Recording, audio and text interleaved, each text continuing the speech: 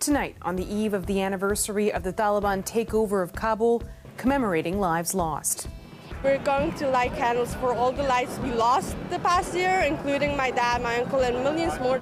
A vigil was held in Dundas Square calling for action to help those still in dire need back in Afghanistan. Plus, we're worried for the general public that somebody is going to get hurt. The CNE is set to return in just days. We'll tell you why a labor dispute has some workers concerned about safety. And this is a way to find out more about what's going on in our neighborhood. From Regent Park to the Bentway, we'll take you across the city for another weekend of summer festivals. This is CBC Late Night News.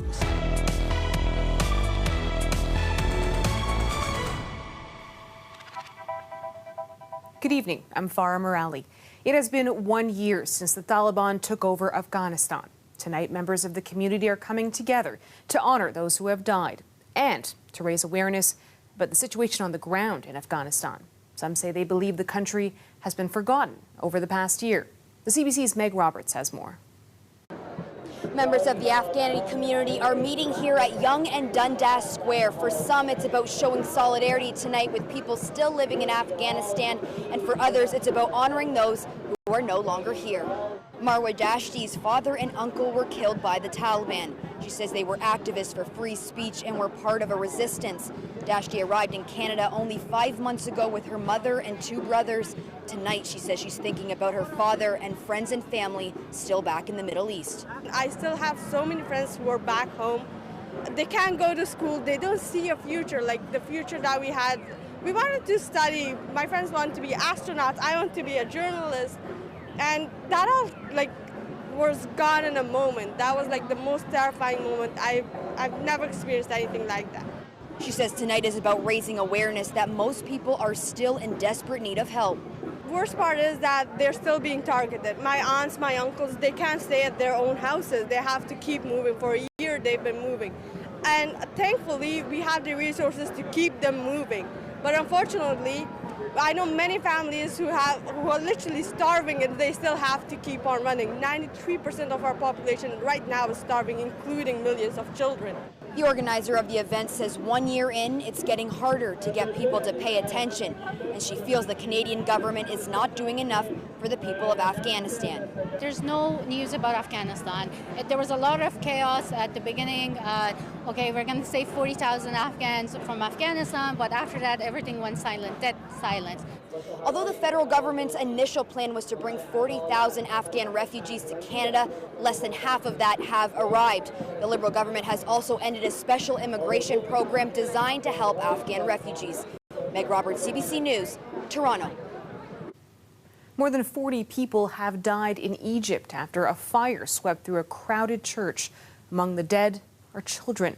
Officials say 1,000 worshippers had gathered for a Coptic Orthodox Mass. The CBC's Dale Manukduk reports. Panic and chaos in Giza as flames burst through a Coptic Orthodox church.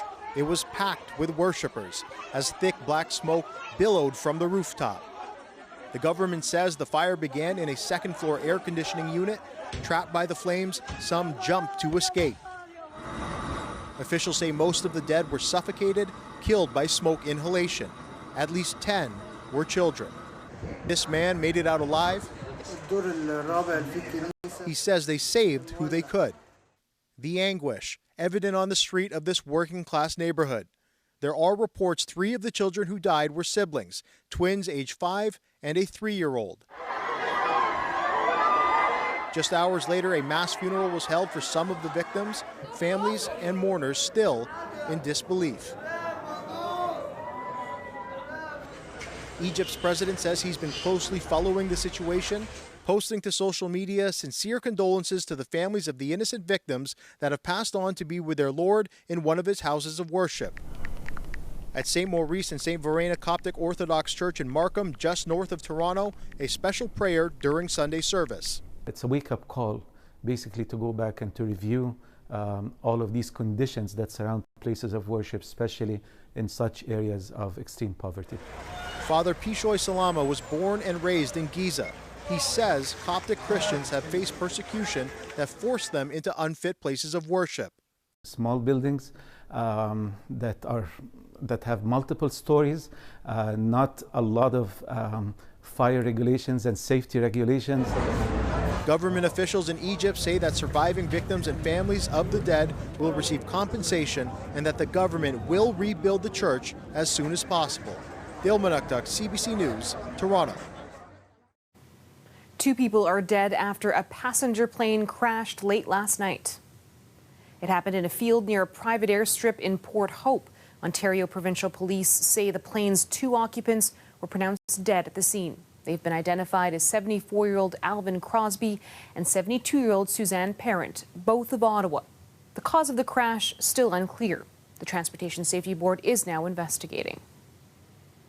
And we are learning more about a police-involved shooting that happened yesterday in Scarborough and hearing reaction from neighbors. The Special Investigations Unit says police responded to a call about a woman who was stabbed inside a house. It says a 42-year-old man believed to be involved had a knife and took hold of a young child. The man was shot by 3 officers during their interaction. He was taken to hospital and pronounced dead. The child was not harmed. Here's how one of the neighbors describes what she witnessed. We heard a scream that somebody had been stabbed in the head, and it was a neighbor, and the paramedics, everybody was right in the driveway to attend to her, and I just pray to God that she makes it. Police say the woman was taken to hospital and is in stable condition. The SIU has assigned 6 investigators to the case, and it will be speaking with the officers involved as well as with witnesses. The Canadian National Exhibition is set to open this Friday, but concerns for ride safety at the fair are at the center of an ongoing labor dispute. Safety inspectors with the Technical Standards and Safety Authority walked off the job last month. They're still on strike as the 18-day fair is approaching. The CBC's Sarah Jabakanji has more. The sights, smells and sounds of the CNE are returning to Toronto after 3 years. With Canada's largest fair just days away, food trucks, games and rides will be back on exhibition grounds. But with the CNE at the center of an ongoing labor dispute, some safety concerns are growing. 170 inspectors with the Technical Standards and Safety Authority walked off the job on July 21st. Those workers inspect everything from rides, food trucks and elevators to fuel-burning equipment. The TSSA could not reach an agreement with the inspectors' union. Today, they picketed outside Exhibition Fairgrounds, calling for a salary increase, among other things. It's vacation time. It's a work-life balance that they're not giving us anymore. The union says it has been bargaining with the TSSA since November 2021. Now, concern for safety is at hand. We're worried for the general public that somebody is going to get hurt. The chair of the inspectors' bargaining committee is calling for a return to the bargaining table. NDP MPP Kristen Wong-Tam is calling on the province to intervene.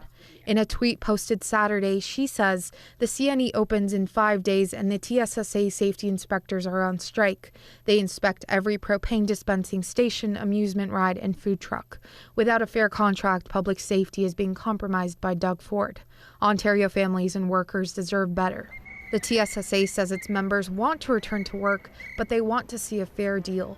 The agency says it has brought in managers and hired consultants to help with inspections. All the rides at the CNE will have had their annual inspection by the Technical Standards and Safety Authority by highly qualified employees of TSSA.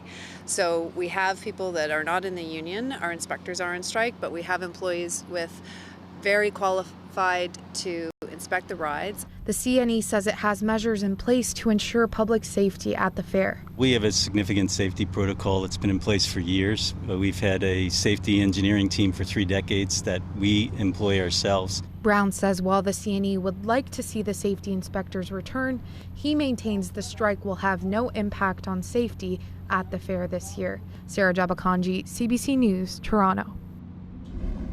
Congratulations, Simona, on your amazing victory here today, winning in the final here in Canada for the 3rd time in your career.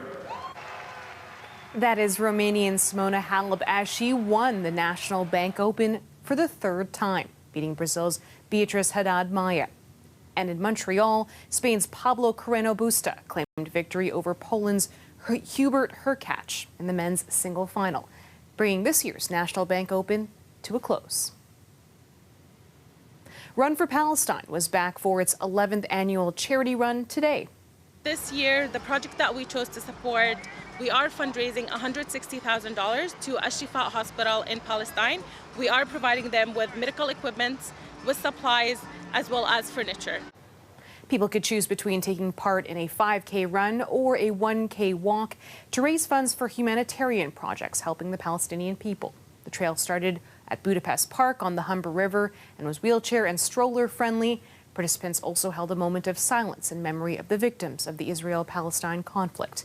The conflict has left more than 2 million Palestinians dependent on humanitarian assistance. Well, after 2 years of going virtual, today the community of Regent Park came together to hold their first in-person Sunday in the Park. It's an annual event that was founded in the early 90s. This event came to be by residents wanting to create an event to celebrate what Regent Park is all about, which is community. This is a way to find out more about what's going on in our neighborhood, to speak to each other, to hug each other, and to realize that we're in it together. And no matter what challenges come Regent Park's way, we're strong as a community and we're going to face it together.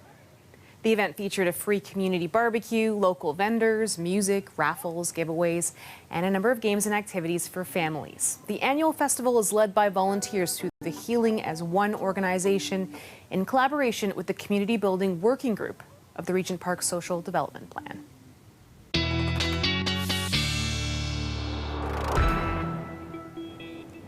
Matt Hamill joins us with our first look at the forecast. Matt, so nice to see the folks in Regent Park back with their Sunday tradition. It sure was nice day to be out in the park. Yeah, it certainly was, and it's kind of this trend of very nice weather we've been having around the GTA. It's been mostly sunny skies and really not too hot, not too humid, and that will continue into early this week. We haven't been seeing much in the way of precipitation or any storms, and it's all this pattern that's kind of diverting all those storms into more of the United States, and things have been quite dry and actually, yeah, quite pleasant for the GTA. Now, tomorrow morning is looking pretty good. We've seen some pretty cool mornings the past few days, but not too bad. Waking up 20 degrees in Toronto, feeling like 21. For the afternoon, still not really seeing much of that humidity. 26, that seasonal temperature, feeling like 28. So still very comfortable, not too humid. Now, we saw some very sunny days last week. Friday was exceptionally sunny, but starting off the week, we do see a bit of cloud cover building in. So kind of that mix of sun and cloud, not that unbridled sunshine we had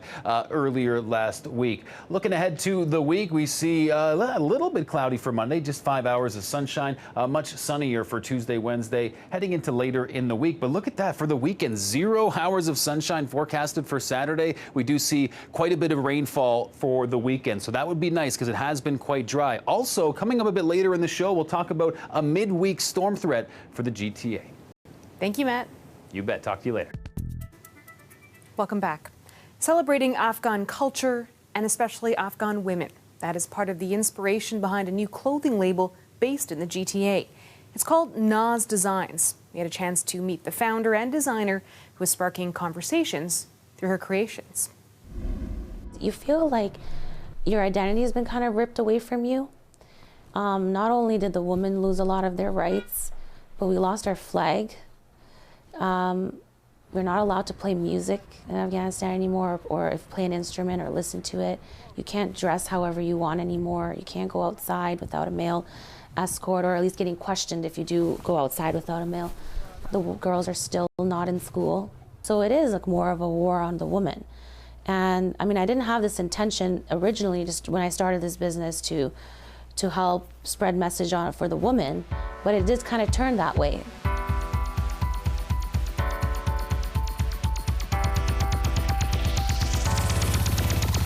On International Women's Day, Naz Designs joined in a chorus of voices from around the world, celebrating the strength, resilience, beauty, and diversity of Afghan women.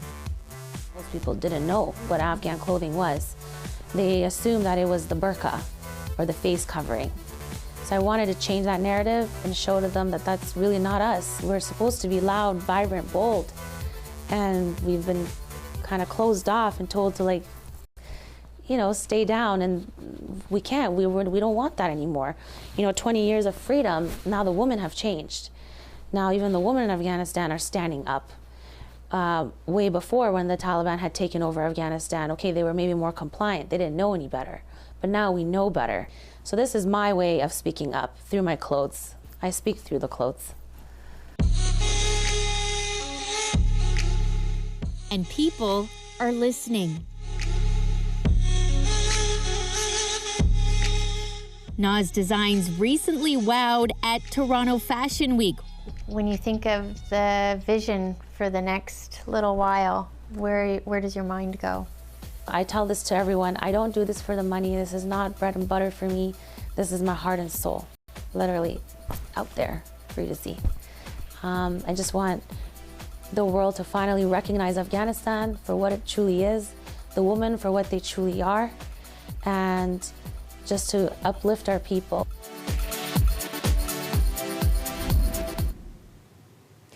There was another update today on the condition of author Salman Rushdie. And for the first time since he was stabbed on Friday, it was positive news. Matt Demore reports. As Salman Rushdie remains in critical condition in an Erie, Pennsylvania hospital, an update from family. His son, Zafar Rushdie, tweeting this morning that doctors took the 75-year-old author off a ventilator and additional oxygen, and he was able to say a few words. Please, ambulance. The author was hospitalized Friday after being stabbed repeatedly during a public appearance. Rushdie was set to deliver a lecture on artistic freedom at Chautauqua Institution in New York State when police say a 24-year-old man rushed the stage and attacked him. Without thinking, I just bolted for the stage. John Moore was in the audience and says he and others came to Rushdie's aid. Blood was everywhere. And I had a handkerchief, so I reached in my pocket and applied my handkerchief to stop the bleeding, which was right above his right eye. Suspect Hadi Matar pleaded not guilty to charges of attempted murder and assault in court Saturday. Matar was born in the United States to Lebanese parents. Police say the motive is unclear. Rushdie has lived with a bounty on his head since 1989.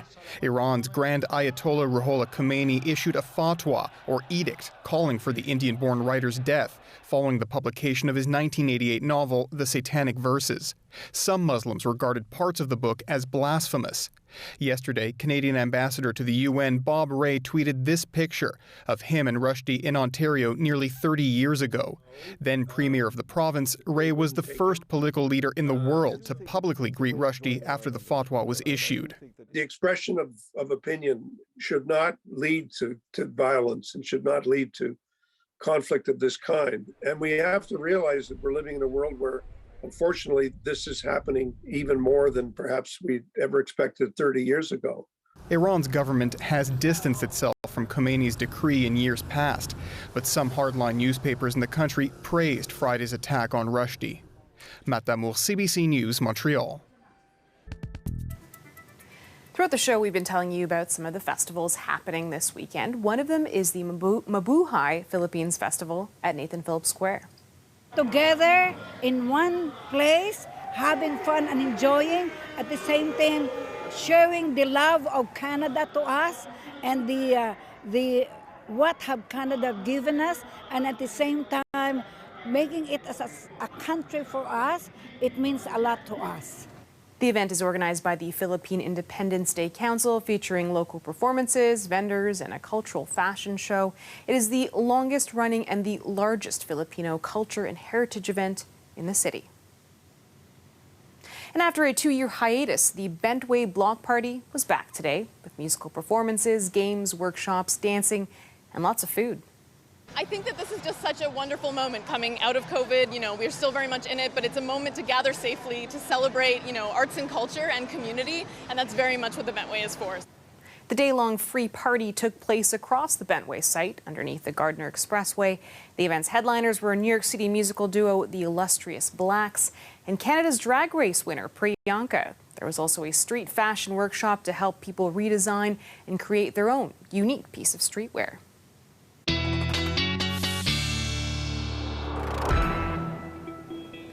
Matt Hemmel is back for a final look at the forecast. Matt, I'm getting used to these sunny, dry, low humidity days of perfection. Any chance it'll last? Well, we saw a lot of that last week. Is it going to last this week? Maybe we do start to see a different pattern settle in. Now, we've been benefiting from this nice below seasonal trend, very comfortable out there, not too humid. But as we look ahead in our forecast, we can see maybe that's going to change. For tomorrow, not really changing. Another one of those great days. It's not too hot. Maybe add on an extra 2 degrees with the humidity. Very comfortable, mix of sun and cloud. Now, heading into Tuesday, starting to see maybe some stormy weather in the forecast, more so east of the GTA, but Wednesday, pretty widespread storm threats in the forecast. Now, we're not expecting a heavy deluge of precipitation, so we are looking to remain quite dry, but yes, maybe some pop-up storms possible for Wednesday. Now, we get a look at just how likely is that midweek storm threat. Well, a 40% chance of maybe a millimeter or two, but of course, if those storms do pan out, maybe some heavier totals. But the weekend is really when we might see finally some weather coming into the picture. Now, we'll keep moving ahead here because we do also see quite a bit of energy for the storms to draw on. This is what we're seeing with all these yellow and oranges flaring up there. So yes, maybe some midweek storm activity. Now, as we head into the weekend, we're starting to see that moisture and that precipitation threat. That's also meaning more humidity to work with as well. So by the time we get to Friday, add on an extra 5 degrees with the Humidex, feeling like 31. Saturday, another 6 degrees with the Humidex. So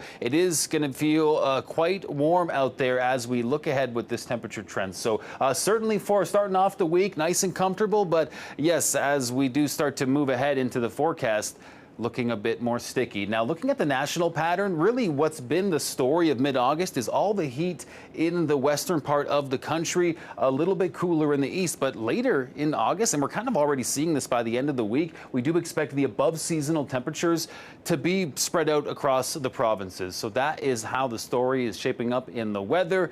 Quite comfortable conditions to start the week, getting a little hot towards the end. A couple more days of blissful weather before the storms arrive. You got it. Thanks, Matt.